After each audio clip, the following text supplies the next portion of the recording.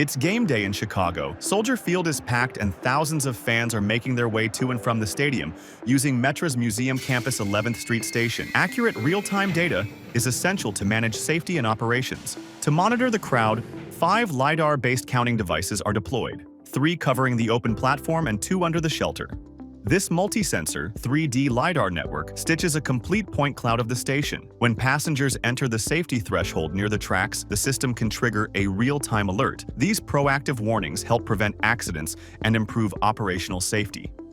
People tracking enables accurate real-time occupancy per zone. The undershelter area is also fully covered. Sensors installed on structural elements continue counting even in shaded, congested zones, ensuring no passengers are missed.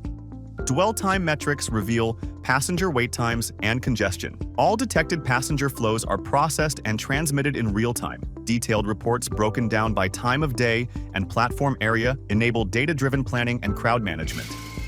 Track exact boarding and alighting to the train.